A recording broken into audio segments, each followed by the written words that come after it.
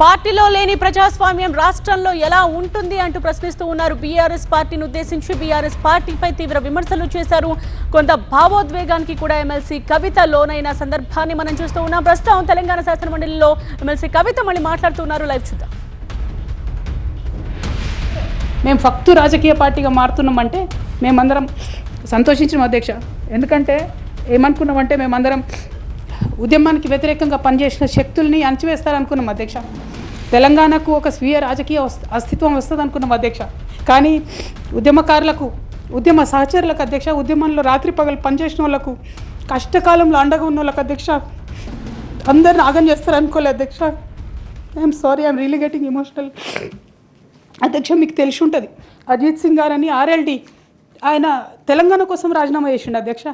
తెలంగాణ వచ్చినాక ఆయన ఒకసారి పిలిచి ఒక షాలని కప్పినాం అధ్యక్ష. మనం షిబ్బు సురేన్ గారు ముసలైన పాపం ఎన్నిసార్లు పిలుస్తాను, అన్నిసార్లు మన మీటింగ్లోకి వచ్చిపోయి ఒకసారి ఒక షాల్ కప్పినామా అధ్యక్ష ఆయనకు. మనం మెహబూబా ముఫ్తీ కశ్మీర్ నుండి ఇక్కడ వరకు ఎన్నిసార్లు వచ్చింది అధ్యక్ష. తెలంగాణ వచ్చినాక ఒకసారి కూడా గుర్తించలే అధ్యక్ష. అంతేకాదు అధ్యక్ష, ఉద్యమ ద్రోహులకు అధ్యక్ష రాజకీయ పునరావాస కేంద్రంగా బీఆర్ఎస్ పార్టీ మారింది అధ్యక్ష. It is really unfortunate to say. కాకపోతే అధ్యక్ష, ఇవాళ ఉన్నటువంటి పరిస్థితులలో చాలామంది మీలాగా వెల్ మిషర్స్ ఫోన్ చేసి నన్ను అడుగుతూ ఉన్నారు అధ్యక్ష, పార్టీలో నీ కాంట్రిబ్యూషన్ ఉంది కదా, నువ్వెందుకు ఎమ్మెల్సీకి రిజైన్ చేస్తూ ఉన్నావు, నీ కాంట్రిబ్యూషన్ ఉంది అని అడిగారు అధ్యక్ష.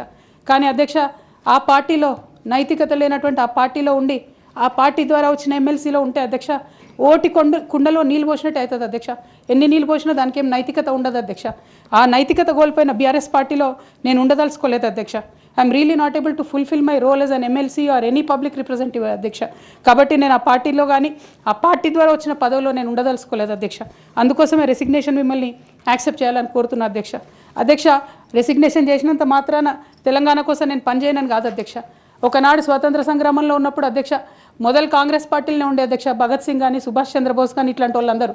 కానీ తర్వాత వాళ్ళ ఫిలాసఫీ వెతుక్కొని వాళ్ళ దారి వాళ్ళు వెతుక్కొని పోయినారు అధ్యక్ష. పార్టీలు వేరైనంత మాత్రాన, దారులు వేరైనంత మాత్రాన అధ్యక్ష లక్ష్యం ఒకటే కాదని కాదు అధ్యక్ష. నా లక్ష్యం ఎప్పటికైనా ఒకటే అధ్యక్ష, తెలంగాణ బాగుండాలి, తెలంగాణ ప్రజలు బాగుండాలి, వాళ్ళ కోసం పనిచేయాలి అధ్యక్ష. దానికోసం నేను ఖచ్చితంగా పనిచేస్తూనే ఉంటాను అధ్యక్ష. అధ్యక్ష, అదేవిధంగా అధ్యక్ష,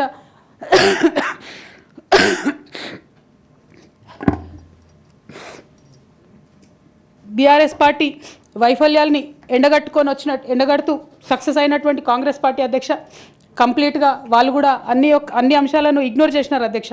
నేను రిక్వెస్ట్ చేస్తున్నా అధ్యక్ష, ప్రధానంగా విద్య విషయంలో, నీళ్ళ విషయంలో వాళ్ళు చేస్తున్నటువంటి తప్పిదాలే మీరు కొనసాగిస్తే డెఫినెట్గా ప్రజలు మీకు బుద్ధి చెప్తారు, అందులో ఎటువంటి అనుమానం లేదు. నేను చివరిగా ఒక్క మాట చెప్తాను అధ్యక్ష, डरना नहीं किसी के भी पैरों के नाप से, डरना नहीं किसी के भी पैरों के नाप से, आखिर में पुण्य जीत ही जाएगा पाप से, आखिर में पुण्य जीत ही जाएगा पाप से. गीता में कृष्ण ने कहा अर्जुन से बस यही, गीता में कृष्ण ने कहा अर्जुन से बस यही, आखिर में पुण्य जीत ही जाएगा पाप से. అధ్యక్ష, నేను నిజం పక్షాన ఉన్నాను అధ్యక్ష. అధ్యక్ష, నేను నైతికత పక్షాన ఉన్నాను అధ్యక్ష.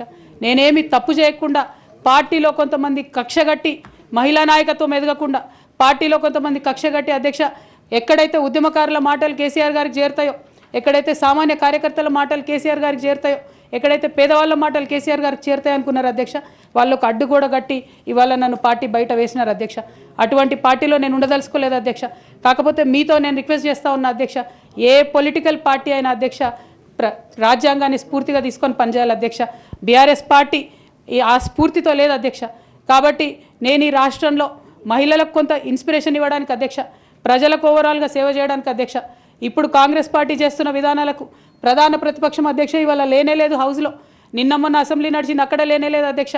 ఆ యొక్క గ్యాప్ని ఫిల్ఫిల్ చేయడానికి అధ్యక్ష నేను ఇవాళ ఒక వ్యక్తిగా ఈ హౌస్లోకి వెళ్ళిపోతున్నా అధ్యక్ష. కానీ నేను ఒక శక్తిగా ఫ్యూచర్లో చట్టసభలకు తిరిగి వస్తా అధ్యక్ష. డెఫినెట్గా ఒక పొలిటికల్ సిస్టమ్ని క్రియేట్ చేస్తా అధ్యక్ష ఈ స్టేట్లో, చేసి ఖచ్చితంగా ఒక శక్తిగా నేను తిరిగి వస్తాను అధ్యక్ష.